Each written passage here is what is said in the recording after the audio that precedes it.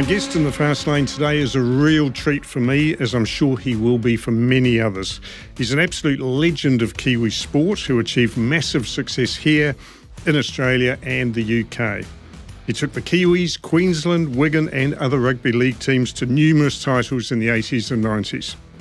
Despite being knighted, he's a true Kiwi bloke who's changing the lives of many New Zealanders through his groundbreaking approach to education. He is, of course, Sir Graham Lowe, but we all know him better as Lowie. Welcome, Lowie. Thanks very much, Simon. How are you? Really good, mate. Thanks for having me on. Absolute pleasure. I have to say this is actually a bit of a thrill for me because even though I can barely catch a ball myself, I absolutely love rugby league, and some of my favourite memories involve some of your teams. So a little bit of a fanboy moment, I guess, for me, which is really nice. I think the epic State of Origin series that you won with Queensland is probably my favourite series of all time. And some of the Kiwis you've coached are absolute legends as well, that are amongst my favourite players. So we've got a lot to talk about, not a lot of time, so let's crack into it straight away if that's cool with you. And I guess the first thing I just want to ask you about, being an MTA podcast and obviously of particular interest to the automotive industry and MTA members, is just to sort of ask you about a little brush you had with the automotive industry yourself as a young man and perhaps could have taken you on a different career path. So do you want to tell us about that a wee bit? Yeah, Simon. Well, it wasn't a little brush, really. It was where I thought my life was going. I served my apprenticeship as when I wanted to leave school, I was desperate to get out of school, and my dad, like a lot of parents back in those days, and maybe still today, but my dad said, "We're not leaving. You've got to get a trade." So I wanted to be a mechanic, and I rang around a few. In those days, you just had to look in the Herald, and there was piles of apprenticeship jobs available every day. And anyhow, I rang about this job as an apprentice mechanic, and the lady answering the phone said, "Oh, we're sorry, but that position's just been filled." And by chance, earlier in the week, I'd been talking to a fellow who married a cousin of mine, and I was telling him I wanted to be an apprentice mechanic, and he said, "You should be an auto electrician. They're the gentlemen of the motor trade," he called them. And it's a different trade, and it's going to be something that's very important in years to come. So I said to this lady, I can't. She said, I couldn't be a mechanic. And I said, "Well, what about an auto electrician?" And she said, "Well, actually, we've got a place available at Hope Hickman on the corner of Cook and Albert Street in the city. If you go in there and ask for Mac," that's how simple it was. So I went in and asked for this fellow Mac, and Alan McIntosh his name was, and he came out and saw me. He was an older fella, and I started the next day. Wow. And so I served my apprenticeship as an auto electrician, and I just absolutely loved it. So then when I'd finished my time, I went over to Australia, and because I wanted to get it, I knew they had different equipment over there, particularly outside in the mining areas and places like that. So, and they also had a lot of American trucks and things that weren't in New Zealand at the time. So I went over and spent a few years sort of learning about the machinery and what was going on over there, and then came back to New Zealand. By the time I came back, a lot of it had come back over to was in New Zealand, and so I carried on as an auto electrician, and then right through till early 70, and then I started my own. It was Graham Lowe Car Electrics, I called it, and we were on the corner of Panama Road and Mount Wellington Highway in Otahu, and I had a lot of fantastic customers, and that's where I thought, that's where I thought I'd be for the rest of my life. Well, first of all, let me apologise for saying a brush with the industry. I didn't realise you had quite a successful career. So first of all, my apologies for that. Secondly, I'm sure all our auto electrician members of MTA will be absolutely thrilled to hear them described as the gentlemen of the industry, and probably the ladies as well now in this day and age, right? So I'm sure they'll be thrilled with that. Have you retained that interest in cars and automotive matters through your life? Are you a bit of a petrol head? Do you have a favourite car, that sort of thing? I am. I'm not a petrol head. I probably don't take as much notice now as I used to. But I've always had that thing that if I needed to, I could go back into a workshop again. Now I'm well aware that the technology has really changed and all the testing equipment and things like that have changed. I actually have got a Tesla myself, um, and you know, things have really changed along that lines like that. But the basics of I equals E over R, you know, Ohm's law and all that sort of thing you learn about when you're an auto electrician. I absolutely loved the job, and I didn't think there was anything at all that could pry me away from that. Right. And it was just, you know, by chance, really. I was shutting my workshop door one night, and just as I was shutting it, a fellow who I knew pulled up outside, and he said, "I've just come to see you. Is there any chance He said, "I'm going on a working holiday." And nowadays they call them OEs. And he said, "I'm going on a working holiday to the UK." Right. And I was wanting to see if you'd be interested in taking over the team that I coached last year. Right. Well, just before we get to that, and sorry to cut in, but just briefly staying with the automotive theme, yeah. Have you had any cars, or do you have a car now that you've particularly loved in your life? Are you that sort of person, or are you more an A to B type guy? Oh no, I still love my cars, and I suppose the favourite that I've had in the last sort of 10 years, I suppose, was a Land Cruiser, a new Land Cruiser. Oh yeah. And it was a fantastic car. It was the top of the range Land Cruiser, and you know, they're too blinking expensive. But that was a great car. But you know, I've had all sorts of cars along. The first car that I bought when I was an apprentice, the first car I bought, paid £40 for it. It was a 1934 Austin 7. Wow. That was my first car. Oh, and right. then, you know, it was a strange thing driving into the city. It used to overheat. The blinking radiator cap would fly off. You know, just cruising down the hill. But then I upgraded to a 1939 Vauxhall, and you know, back in the day, then there was a lot of old cars here in New Zealand, and then I got to a Triumph Herald Coupe that was pretty flash in the day, and was it a red one? No, it was light blue colour. Classy. Yeah, so and all the time, like most of the electrical equipment on all those cars was Lucas, and there was on some of the cars that were coming in there was Bosch. Right. But we sort of, I did love the cars in those days, and going to Australia and getting the opportunity, seeing different sort of, the cars were a little bit bigger, obviously a lot of Holdens and Fords and things like that over there. Have you jumped on the EV wagon yourself? You're an EV man, or still prefer the fossil fuel? I've got a Tesla, got a Model 3 Tesla, so I never, and I'd like to say there was some big reason I got this car away from the fossil fuel type thing, but it was just one night, one day we saw an ad come up on TV, and my wife and I said, "Oh gee, I wonder what that's like, wonder what they're like," and then we went in and tried one the next day, and it was when Tesla we had some sort of rebate deal, I think, from memory. This is a couple of years ago.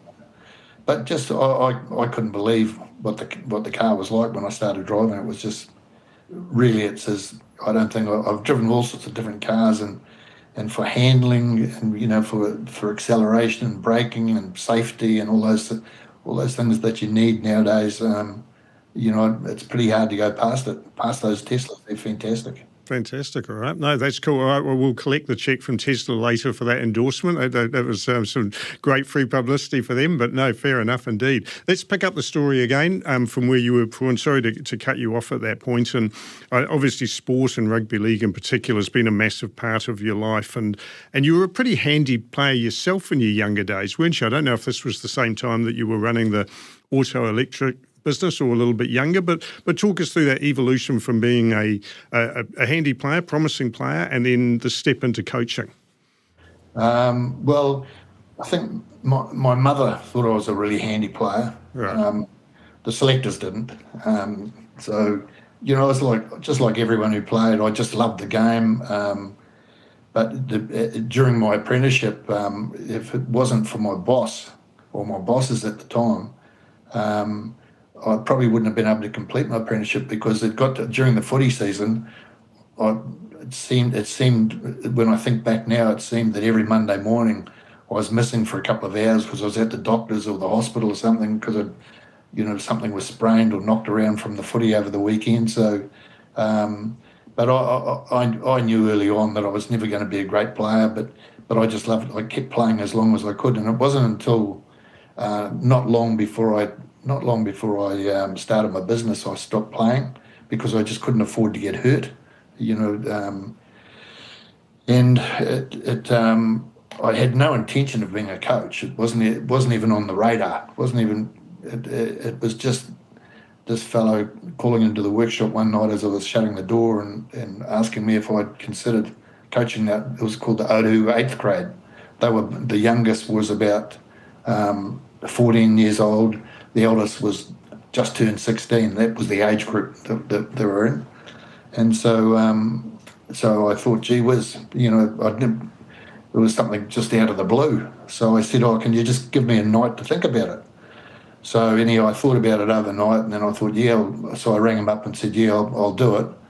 And so I bought myself a new tracksuit and a whistle and a clipboard and things that I thought coaches, needed. And the club said to me they trained at Murphy Park in Otahu, and they trained Tuesday and Thursday night at 6 o'clock. So that was basically all the instruction that I had, and I knew it was the Otahu 8th grade team. Otahu was the club that I used to play for, and so that's really the only knowledge I had of the whole setup. So I went down this first night for practice at the start of when the season was due to start, and I got there about 5:30, and I had my little workshop van that I had, a little mini van that was said Graham Lowe Car Electrics sign written on the side of it, and I went down to Murphy Park and waited around. They said 6 o'clock was when they started, so waited around. 6 o'clock came. There was nobody there. 6 o'clock came and went, and it got to about 20 past 6, I suppose, 25 past 6, and I'd noticed this old car parked on the Princess Street, I think it was, in Otahu. It had been there since when I arrived at the ground. This whole car was there. So I thought I thought I could tell there was somebody in the car. So I decided because I thought, gee, I've mucked this up. I must have got the times or the days wrong or something. But I wandered down to this car and I tapped on the window. I could tell there was some kids in the car, and it was full of smoke, cigarette smoke. They're all puffing away in there. There was 5 of them. So I tapped on the window, and the driver wound the window down, and I said, listen, boys, could you tell me where Otahu 8th grade train? And one of them said, they train out here. And I said, do you know where the team is? And one of them said, we don't usually train on Tuesdays. We're the team, we don't usually train on Tuesdays. And I don't know what it was, Simon, but in that moment, my life changed, because a switch must have gone in my head, because I looked inside at these young boys, right, and I said, I'll tell you what, I need you to get 25 players down here on Thursday night, or I'm telling the club there's no team. And one of them said, what do you need 25 for? And I said, because you 5 are out. Wow. And then I turned and walked away, and I heard them swearing and cursing at me and whatnot. So anyhow, I turned up on the Thursday night, and I don't know how many was there, over 20 of these young kids there, and a couple of those, 2 of those 5 boys went on to play for the Kiwis. Wow. And I often wonder if I hadn't tapped on the window, what may not have happened. That's amazing. And did you take the team to the title? I mean, were they successful? Yeah. We we just carried on. We were really, really successful side. That was the 8th grade that year. In the next 2 years, I coached 3rd grade, and we won everything in those years, and then reserve grade, and then the following 1977 and 78. was the premier grade. So I'm talking a long time ago. Yeah. But great progress though, and you had obviously discovered at that point this is what you really want to do, right? Was that in your heart at that point? Or you found your calling in life? Well, I just loved it. What I liked, Simon, was I could see by talking to these young fellas, I could instantly see the improvement. But I still had my business, so I still was, I still had to, operate my auto electrical business, and it was quite funny because the guys, when I think now, how much time and money must have wasted, because the boys used to come around after school and after they'd knocked off in the afternoon, whatever, and come into my workshop, and by this time I'd got a new workshop in Moa Street in Otahu, so the boys used to come around, and I'll tell you a strange story, Simon. You can believe it or not, but it's absolutely true as I'm sitting here. So I'd have a blackboard up on the, this is before whiteboards. We had a blackboard in the smoko room. Right. We used to plan, because back in those days, so I'm talking in the 70s, and we used to plan that one of these days these boys would be playing for the Kiwis and I'd be the Kiwi coach, and this is what we'd do to beat Australia. Wow. And as it turned out, in 1983, a couple of those boys were playing for me, and that we did that. We still had the same calls for the moves that we planned years ago with. And that's incredible. I actually wanted to ask you about the 83 series and team in a moment, but which were the players that went all the way through with you from there? Owen Wright and Mark Graham. Mark Graham, wow. Was he in that group that far back? Yeah. Wow. Nicky Wright was another player. Yeah, wow. Internationals, yeah. Man, Mark Graham would be my favourite player of all time, I think. What a legend he was. Just such a dynamic player, gentleman off it, just a fantastic player. Wow. And you've had a long association with him, obviously, but great player. Wow, that's an amazing story. That's incredible. And then from motor, sorry, you go.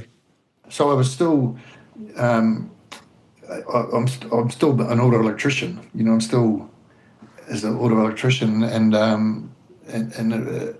that's how I still thought. I'd never believed for one moment that I'd be coaching the Kiwis or anything like that, because I'd never been a famous Kiwi player, and back in the day, basically that was the stepping stone. You had to have been a top player. Yeah, right. So I never thought it would ever happen. But anyhow. I guess the stepping stone for you was Brisbane, right? Going to Brisbane and coaching over there and having success in Australia. Yeah. That's really how it all came about, because even though it was only it wasn't full-time professional, I actually went to Australia and worked as an auto electrician and coached Norths in Brisbane. Yeah. And we won the premiership. They'd come last the year before I went over there, and we just missed out on the semi-finals the first year and won it the second year.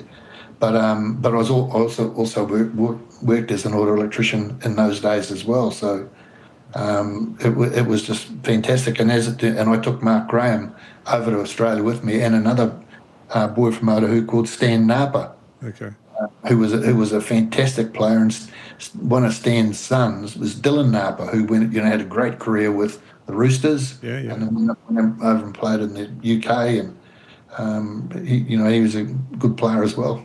So when you went from Brisbane and got the Kiwis job, what was your reaction? Did you get a phone call and ask if you were interested, or was it an application process? How did you come to get the job? It must have been a dream come true when you did. It was. Because I didn't think there was a pathway from where I was into a position as Kiwi coach. I'd never considered it, Simon. And just one day I got a call from one of the board members who asked me if I'd be interested in coming over to New Zealand to talk to them about coaching the Kiwis. So I said, mate, I'll be there tomorrow. Yeah. And so, to cut a long story short, that's pretty much what happened. I came over here and basically started. I think the experience that I'd had, particularly in Australia, it changed a little bit of the thinking.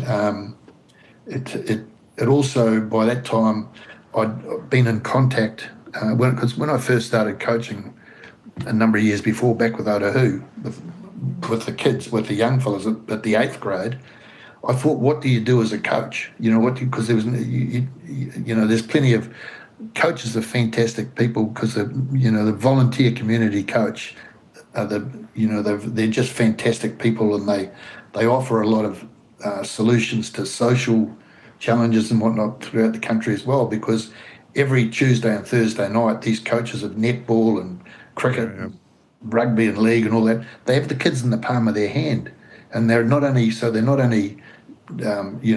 talking with them about the nature of the sport, they can talk to them about things about behaviour and all sorts of other things as well. So they're very, very special people.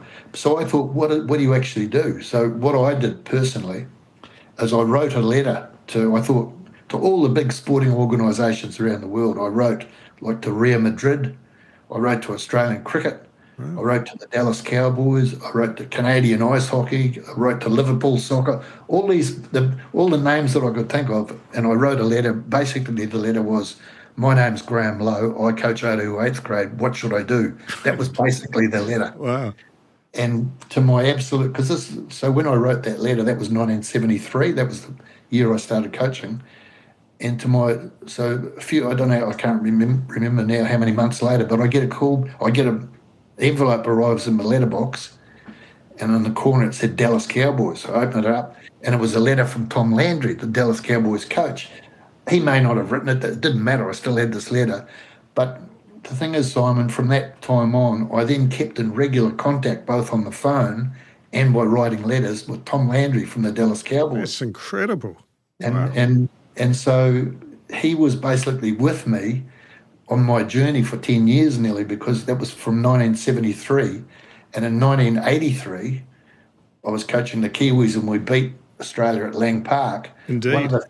One of the first phone calls I made was to Tom Landry, the Dallas Cowboys coach, who was still there. He finished a couple of years later, but rang him to tell him, so it was quite incredible, really. And that is an awesome story. What was the best bit of advice he gave you? What was the one nugget that you remember that really influenced your coaching? I think I can always remember him saying to me that he thought a lot of sport, particularly amateur sport, fell over because it was too focused on election rather than selection. Right. So there's a lot of amateur sport there's a lot of politics involved with the committees and all that sort of stuff. So that was one of the things he said to me, you've got to distance yourself from all of that, and when you do, you begin to understand how lonely the position is. It's quite a lonely position being the coach, because you've got quite an influence coming in from parents who think that they're, Mary or Billy or whoever he might be should be in the team. And so there's a lot of things you learn to manage straight away. But he also sent me out quite a number of VH videotapes. Yeah. And I used to have to get them changed, because they have a different format over in the US. So I used to get them changed. But he sent me all sorts of things, and I just, I'd probably talk to him about once every 3 or 4 weeks. Right. And, it was a great relationship. In 1984, I was still coaching the Kiwis then, and he actually sent me a note, or he rang me up, I can't remember, but he offered me for the Dallas Cowboys summer camp.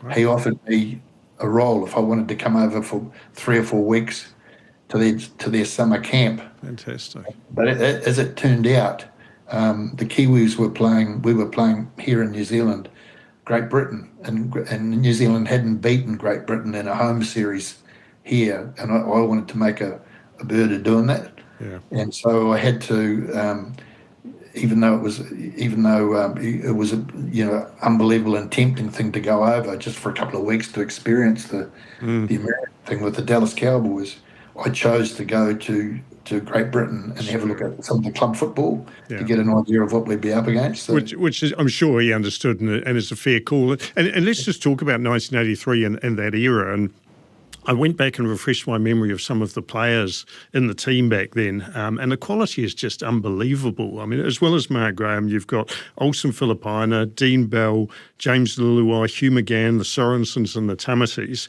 I mean, just an incredible lineup of talent. I mean, was there ever a moment when you're coaching those guys and you felt overawed or out of your depth, or were you instantly comfortable in that environment? I know I was comfortable. I mean, I was aware of the responsibility. I never felt overwhelmed by it.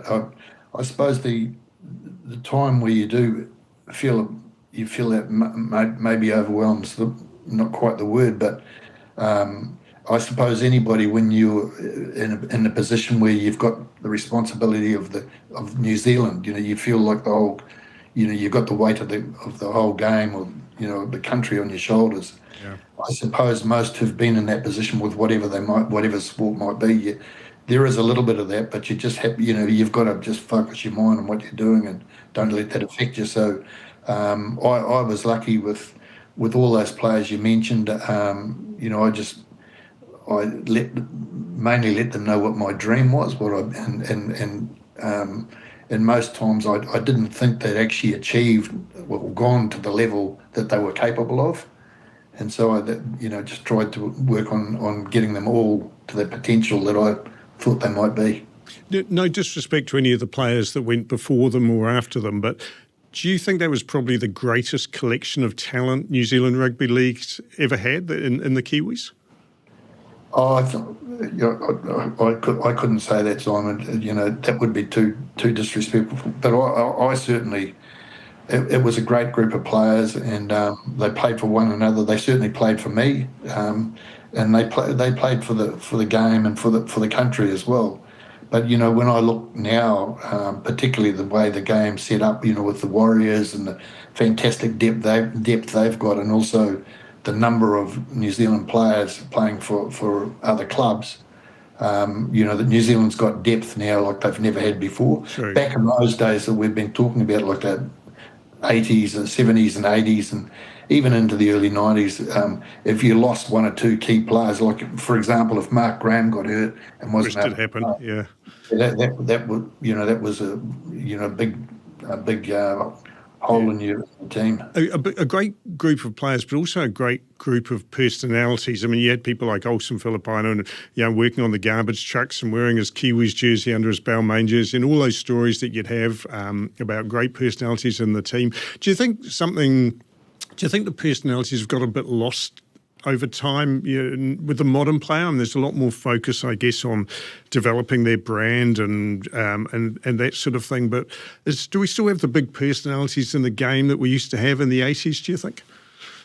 To be absolutely honest, Simon, I don't think there is. I mean, there's some fantastic players. Yeah. There's just as many good players, if not more now than what there was back in those days. But there's also a sameness. There's a sameness with because and that's probably to be expected, I suppose, because of they do their full time, just the training methodology of how they do it is far different to how it was. But being part time as they were back in the day, that when I was coaching the Kiwis, it allowed a personality to come in that maybe isn't allowed to come in nowadays. Yeah, I think a lot of people would feel that way. And let's go to the big, probably the most famous and well-known series that you had with the Kiwis against Australia in the 80s. And I'll set the scene a little bit for the younger generation who might not be sort of aware of the context and the background to it. But it'd be pretty fair to say that Australia had a solid reputation as the big brother sort of bullying the little brother before that series. And that was something that I'm sure in camp you were determined to address and change that narrative. And it was made harder, I guess, by Australia winning the first test at home. It was one of those weird series where the first test was in Australia, the next two were over here. Australia won the first one in Aussie, and then absolute heartbreak in the second test when it looked like you had it in the bag, and I'm sure you've relived this moment many times, and then John Rebo scoring the the match winner right at the end of the game. I mean, that must have been a dagger through the heart for you and the players. It was terrible. It was one of the few times in my life, I think, that where I actually thought, I just about thought a medical event had happened. You know, it was a terrible thing, but that's just from a selfish point of view for me. When I looked at the players in the dressing room straight after the game, it was a learning thing for me as well, because I also realised the mistake that I'd made as a coach and the path that I'd led them down was false, and I didn't know it at the time. It wasn't until I saw it happen, and I went into the dressing room, and they all looked at me, and they thought they'd let me down, and their families down, and the country down, and all that. To me, they couldn't have played any harder. Yeah. But I'd made the big mistake in isolating from the video. After watching the video of the first game, I isolated a number of occasions where some of our players in defence had a little bit of a bludge for maybe only 2 or 3 seconds, right. and Australia had taken advantage of those times. So I said to our players as part of the build-up for the second one, if you give 100% and don't allow those moments to come in, we will beat Australia. If you guarantee me that you'll give 100% for 80 minutes, we will win. Well, they did give 100% for 80 minutes, and we lost. Yeah. And that's the thing that I learned myself, and that I had to apologise to the players about. And I think it bonded us tighter, and it made us better than ever. And led to the third test at Carlaw Park, which is really the defining test of that series in a weird way, even though the series was gone. What everyone remembers from it, and probably the Aussies too, I suspect, is that third test. And you can talk us through it, but man, what a redemption moment that was. You can tell us the scoreline and the significance of it. But yeah, what a comeback that was. Yeah, well, Simon, it was all based on that loss, but it was based on giving 100% only gives you the opportunity to win. It doesn't give you the right to win. So we knew that we had to, so it had been a big learning thing, but we had to get over. There was a lot of, I'd say, it was depression in the team. Particularly the first few days of the week. Yeah. I was no help to the team whatsoever. I was feeling sorry for myself, and I wasn't doing the job that a coach should do. And actually, Mark Graham came into my room, and Mark gave me a father talk actually, and I thought he was going to kick me in the pants, because that's what I needed, a kick in the ass just to wake me up and break me out of where I was. And then it's sort of the mood. So we mixed with the players, and we started getting it to another level, and we did a lot of our practice down on the beach at Takapuna. We just waited for the tide to go out, and we just practiced, marked out a field, and that's how we did a lot of the practice down there. And we started getting ready for that third game. But I knew that there was still that bit hanging over, that a lot of the players thought, we've really let the public down, and they must be really pissed off with us, and so we had our final training session at Fowles Park, Mount Albert's ground at Fowles Park. Yep. And I could see that we, even though everything looked right, I could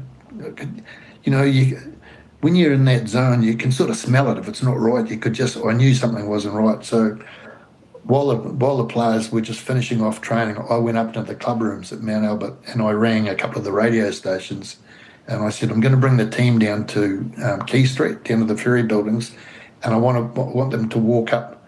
Yeah, I forgot about that. Yeah, carry on. And I said, because they're feeling down in the dumps, and all they need is a few people giving them some support, and I want them to show that support's there. Yep. So anyhow, radio stations did their work, and then I said to the team, listen, we're stopping, we're going to do this walk, and the players didn't want to do it. They said, because they thought everyone was dirty on them, and I said, you're going to be surprised. So anyhow, we got out of the van. We were in a couple of minivans, and we got out of the vans and started walking just from the bottom from Quay Street there, and gee whiz, we'd only got to Custom Street, and the crowds had already started them walking up. People were hanging out windows, and just it was a I can't describe what it was like walking up there, but with every step I could see the players growing. They were just growing and growing. Wow. And by the time we got up to the top, to the Civically, we went as far as the Civic.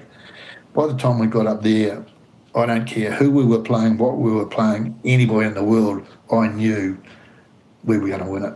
And before I give you the pleasure of saying that the score and the result, I'll just remind people listening, or perhaps tell them for the first time, that Aussie team was a great Aussie team. I mean, they had some of the best Kangaroos of all time. There was Wally Lewis, there was Mal Meninga, Steve Roach, Junior Pearce, a really quality side across the paddock. And on that day, you went out, and what was the score? I'm sure you have 18-0, yeah, and that flattered. Yeah. It was a good, but it was just the thing that while the scoreline, I'll always remember it, but the thing that I'll remember even more and it's just galvanised into my soul is the look on the boys' faces, the change from the total despair of 7 days before to how they were on this particular day was just. And I knew it would leave an imprint on their lives forever, so it was fantastic. I think one of the reasons, it was fantastic, it was unbelievable. The whole country was with you at that time.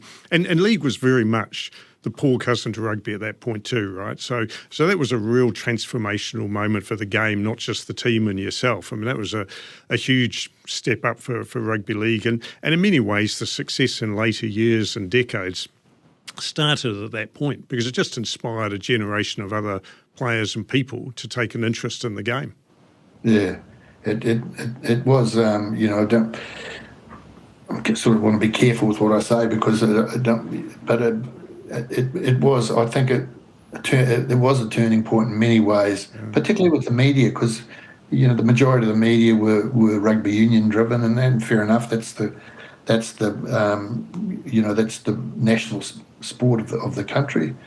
But I think that group of players demonstrated by their deeds something that was quite magical,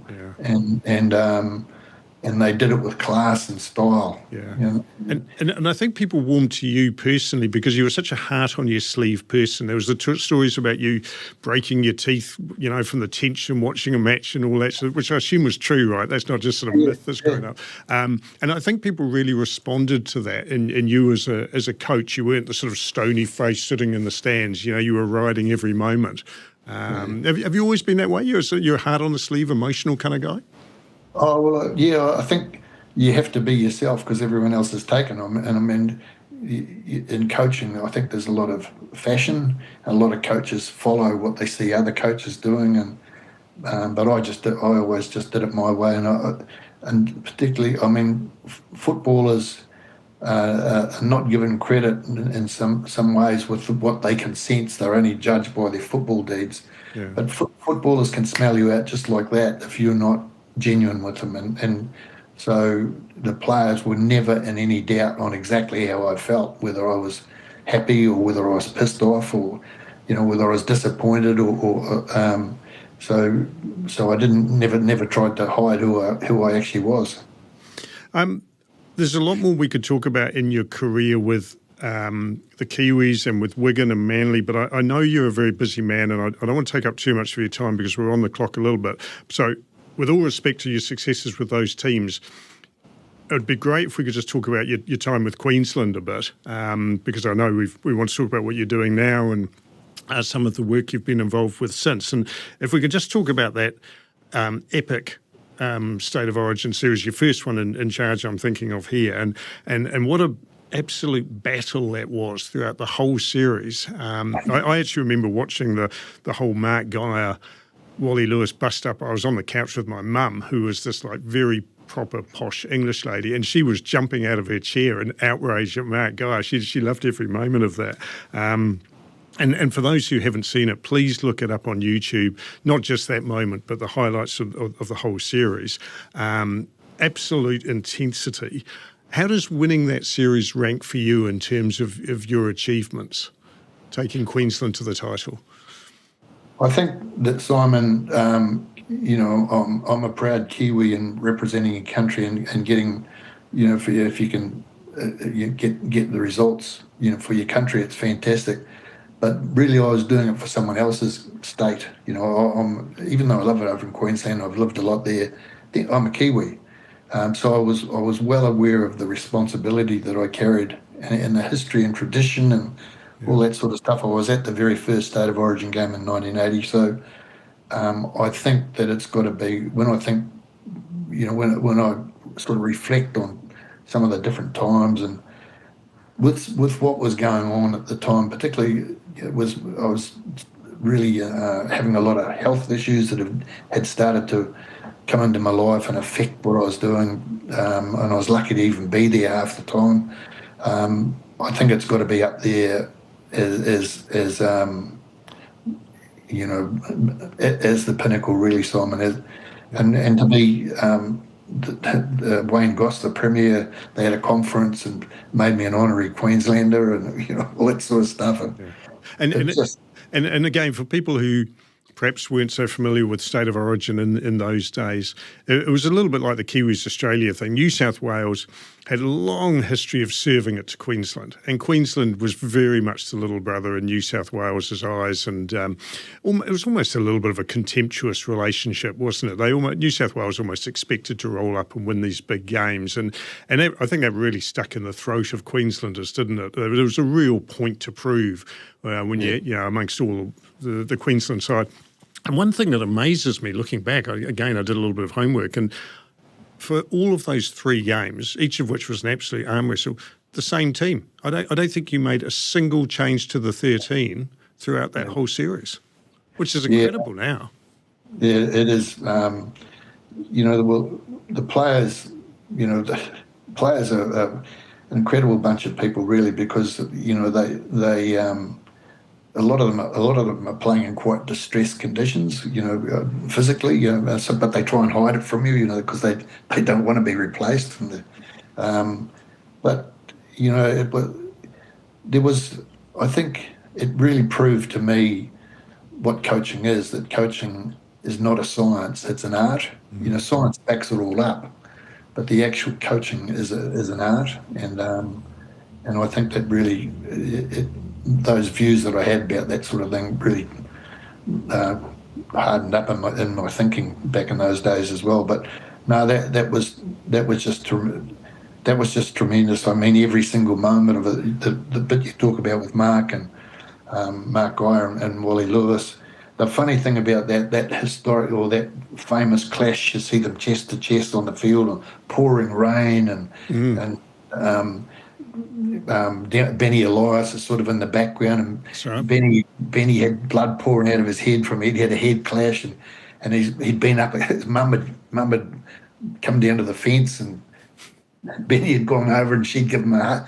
It was all happening, but that moment there happened right on half time with Geyer and Wally sort of chest to chest and screaming at one another. So I was down in the little player bit next to the tunnel. That's where I was watching the game from. So I went out onto the field and basically got them to break up, because it was right on the sideline, and get up into the dressing room.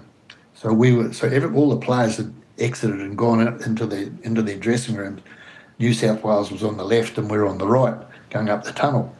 And so I walked up with just behind Wally and Mark, and they're still yabbering at one another, giving it to one another, verbally going up there. And as we got to the top, our room was on the right and theirs is on the left.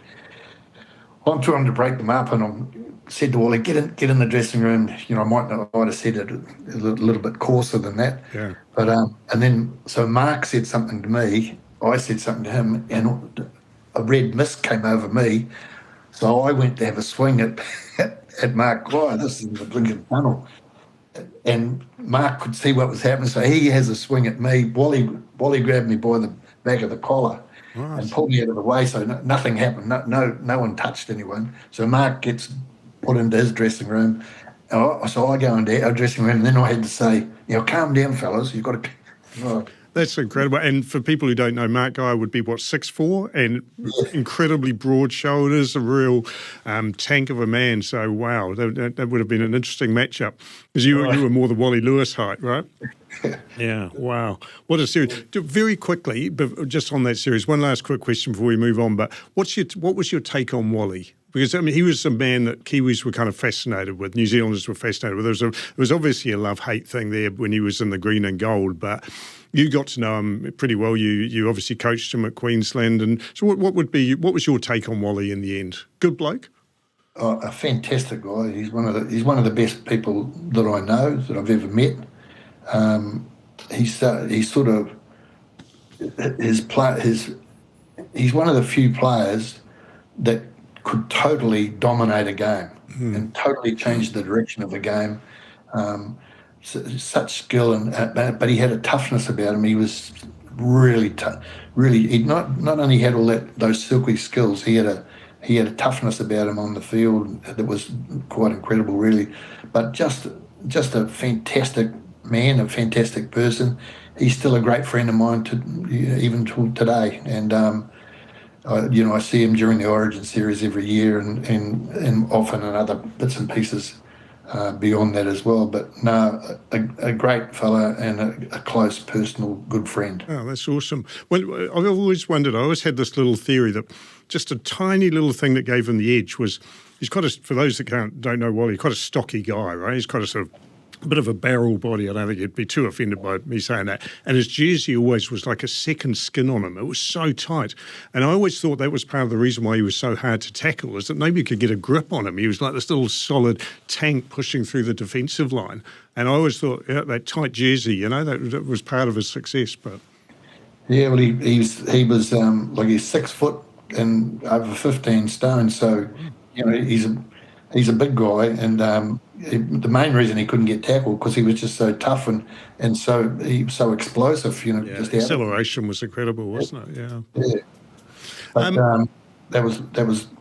it's great even thinking about it, Simon. It's fantastic. Yeah. Awesome. All right. Well, let's move on. But before we leave coaching completely behind, has coaching sort of given a few lessons that you think transfer outside of sport, like to people that might have their own business here or listening to this, or people that are on their career path and wondering how to get ahead and get more out of themselves?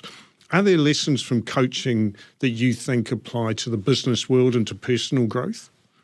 Oh, absolutely. I see little, a coach is a teacher, coach is a manager, coach is a lot of things.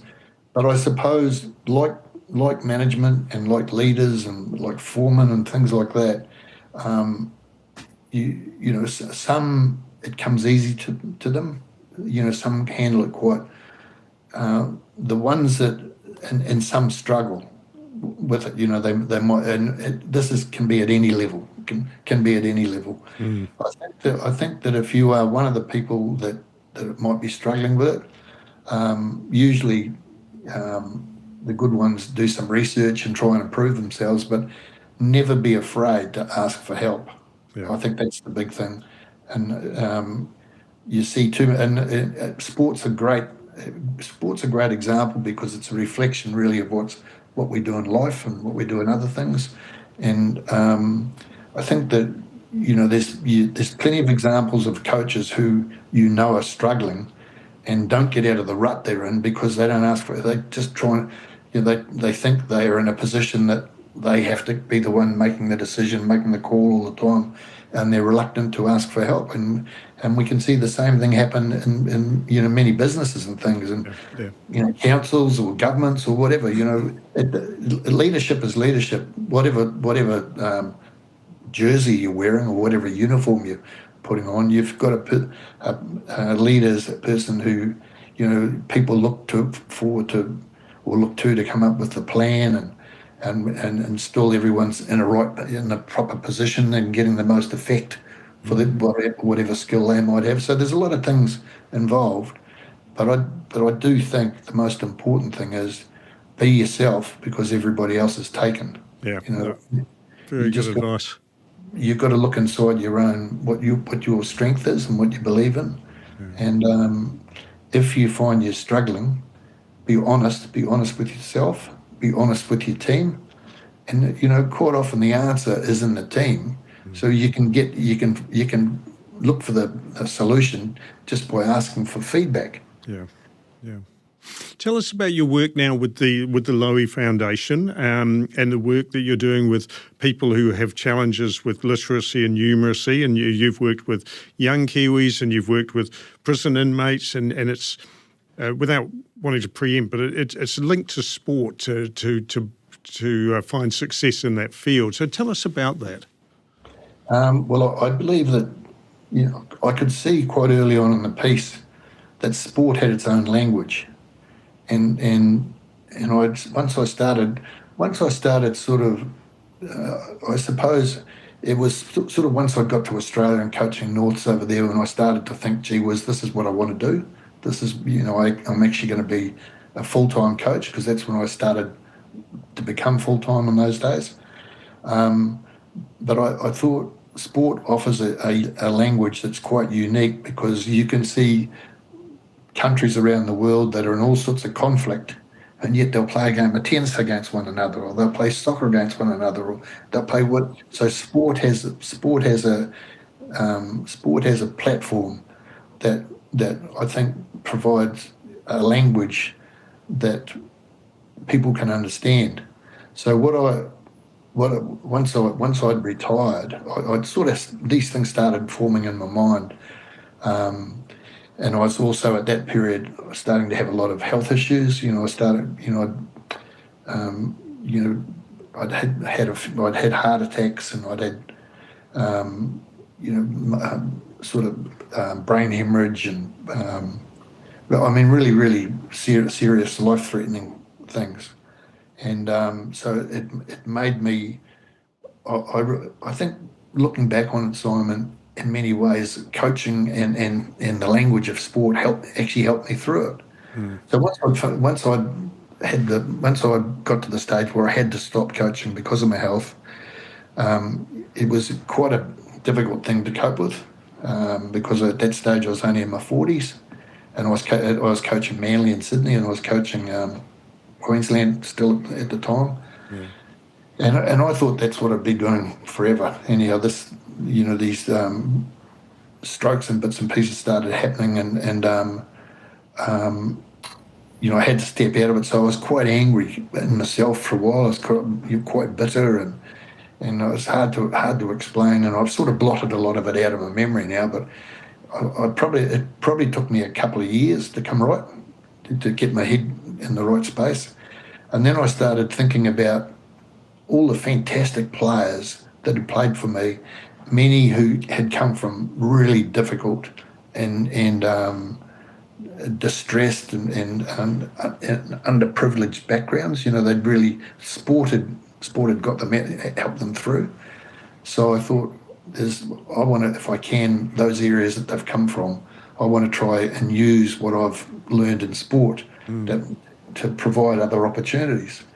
So I started having a good think about it, and I realised there were a lot of people who were slipping through the cracks of education, and there was nothing there to help them once that had happened.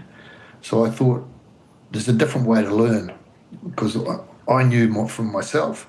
A lot of people, if you put two doorways up, and on one doorway it says education and the other one says sport, many young people will go through the sport one. They'll ignore the education.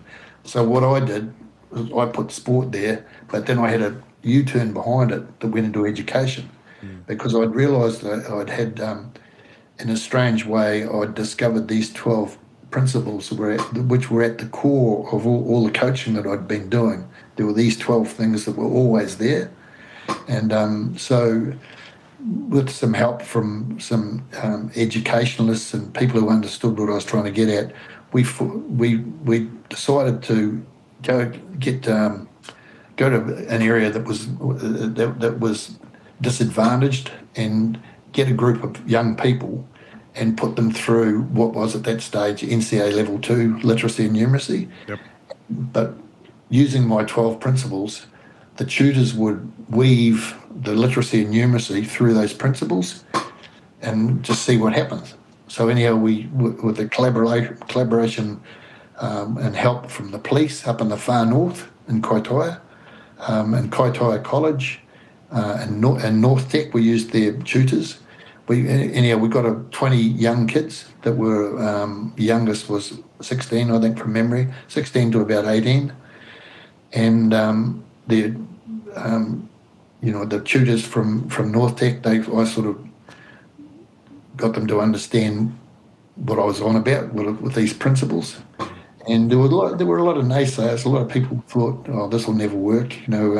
Anyhow, the course was the first course we did was, I think, 22 weeks long. The first one. This is back in this is 2013. It might have been. It was around about then. Quite a while, right? Yep. So we ran this course, and I got told, "Oh, well, they won't. Attendance is the big thing. No one will turn up." We had 100% attendance and 100% graduation. Everyone passed. Yeah. And the point of difference was these 12 principles, which were sport related, and we used sport unashamedly as the hook to get them involved and get them excited. It's been incredibly successful. You've expanded it into the prison up there as well, right? You've done the same program with inmates up there. Yeah, well, we've been through the majority of the prisons within New Zealand, and we're still doing it now. And in actual fact, I'm in Rolleston Prison on this coming Monday with the first course of 2026. It's down at Rolleston, and the following week I'm in Nafa up near Kaikoura. That's where we first started up there. Yeah. So we're in prisons all around the place, and we have fantastic success. Is there a story? Is there a story that sort of springs in your mind of one person that's been through the course and it really changed their life, and it's just a story that's stuck with you? Yeah, well, I can't talk too much about that, but yeah, particularly like the men in prison to see. I mean, it's not a popular topic that people like talking about, but sure. I'm in a privileged position in that I've been on the sideline at Wembley with 100,000 people singing to me. It's 8 minutes to go and we can't be beaten. We're ahead 27-0 or whatever it was, and all these people singing to me, and the feeling that you get and that when that happens, you can't describe it. It's just something in your soul and in your heart is something really, really special for you to cope with. It's a feeling of pride that's really hard to describe. Well, I've also sat in a room and seen 9 men inside prison graduate in foundation studies, level 2 literacy and numeracy, NCA literacy, and the pride I feel seeing these 9 men get the reset. I feel it's just the same, exactly the same as sitting on the sideline. It's just because the course now takes 18 weeks. It's a 17, 18-week course, so it's full time for them, and to see where the level that they start from, and then what they finish with, I'm just so really, really proud of it, because I can see and feel the bond through the eyes of what these men and women have been through. That's awesome. That is really, really awesome. How do people find out more about it if it's something that they want to know about, or if they know somebody who might benefit from working with you? I've probably let myself down a little bit there because we've never had a website, and I'm not on any social media or anything like that. But there are ways, I suppose, if they ask enough people, they would find out.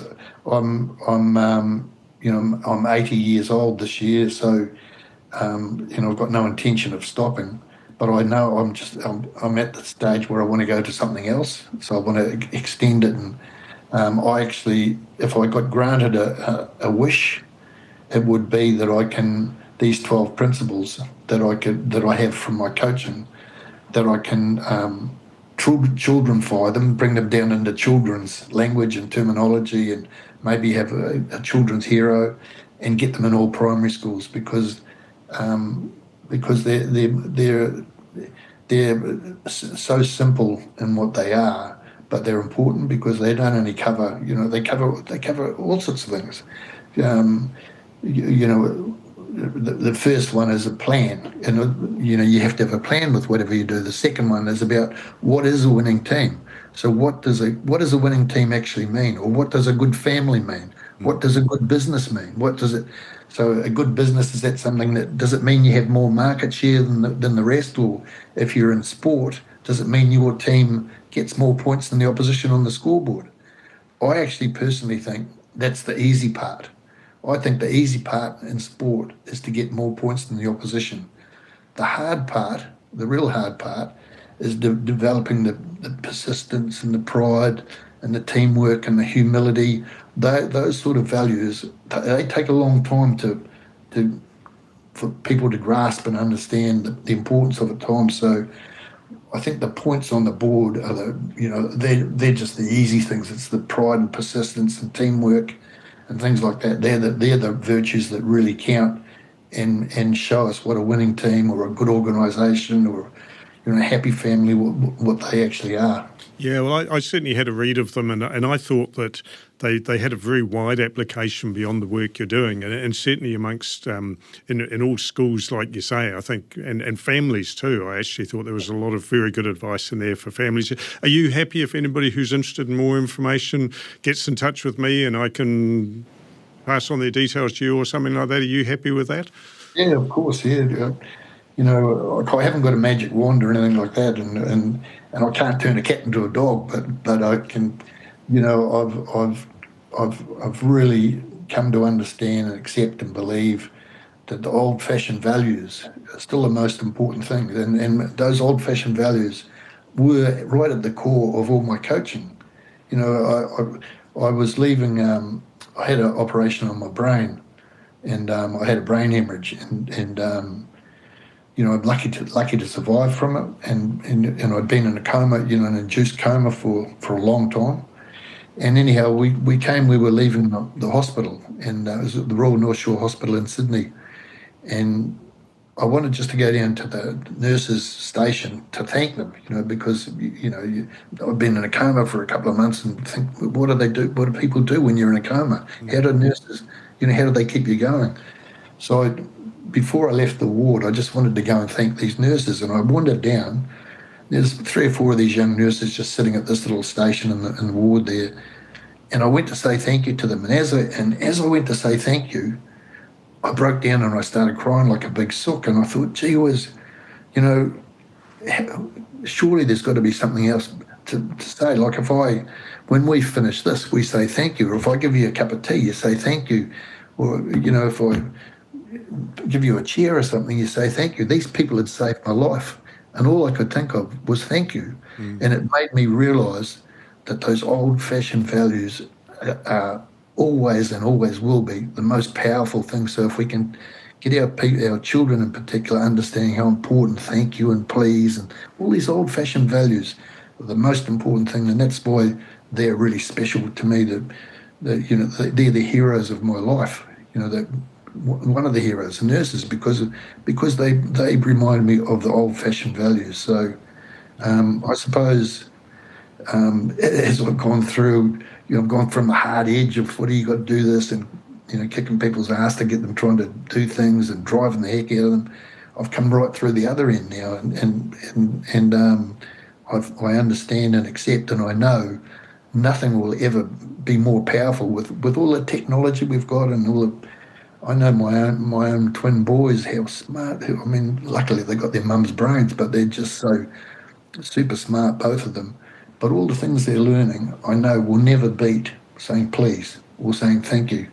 These old-fashioned values are just still the key, I think, to us being a good society. And I think a lot of people would agree with you. I certainly do. I'm totally on the same page as that. And can I say, you look actually in great health. It's really good to see you in such robust form. And hope you can keep doing the good work you're doing for a long time. But have you got some other plans with us you can share? Are you thinking you might sort of ease off the pedal a wee bit, or what's next for Graham Lowe? I'm 80 years old, and I actually. I've got a bit of a daft thing in my mind, to tell the truth. if I'm serious about it, because I'd love to be coaching something when I'm 80 years old, just doing something totally different. And it may not be rugby league, it might be rugby union, or it might be, I don't know, soccer, or it could, I don't know. But, age is just a number, and there's many occasions. My wife has been counselled on quite a number of times that I may not make the day or make the night or the afternoon or whatever, because of whatever situation I've been in, with heart attacks and bits and pieces. So, I'd like to be 80. I'm 80 later this year, and I'd like to be 80 years old and coach it. There you go, everybody listening and watching. If you have a sports team that needs a coach, a legendary coach, drop me a line. I'll pass it on to Graham. You never know, the magic might happen. Could be from any team. That would be an absolute fairy story. That would be incredible for everyone. Lowie, look, I'm very conscious we've taken up too much of your time already. You've got other things you need to go and do. Thank you so much for joining us. I've loved this chat. It could have been 3 times as long for me. But I really appreciate your time. I'm sure everybody listening will appreciate it as well. So thank you very much, and all the best for the future. Thank you, Simon, for the opportunity to come on, and to everybody listening and watching. I hope the thing that I'd like you to get out of it is you cannot beat old-fashioned values. I mean, I know I'm not stuck in the past, and there's neat things that are happening, but the old-fashioned values and respect for one another is something really, really important. And that's what we were globally known for in this country. I'd just like us not to forget it. Absolutely. Well, on that note, all I can say to that is thank you. Thank you very much, Lowie. All the best, mate. Thank you very much. Some great stories and some great advice as well. Now, look, if you enjoyed that episode, first of all, check out the other ones in the series in the Fast Lane. We've spoken to some really fascinating Kiwis. Drop a like, drop a comment, make sure you listen to the next episode, and keep an eye out for MTAs in the Fast Lane podcasts. Thank you very much for joining me.